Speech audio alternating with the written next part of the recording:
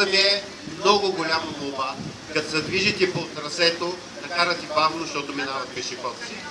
И в момента използвам случая да пусна Гергана, малко да дигне адреналина преди вашия основен старт. Моля стартьора да подаде.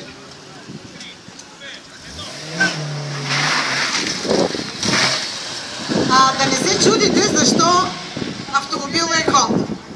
Каква друга кола да бъде, както вече казахме, защото Honda Апостолов си е Honda Апостолов.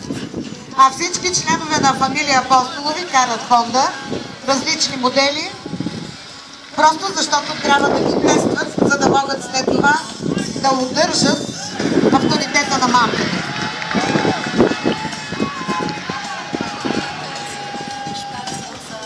Разбира се, има значение не само коя е колата и каква е колата, а и кой е зад волана.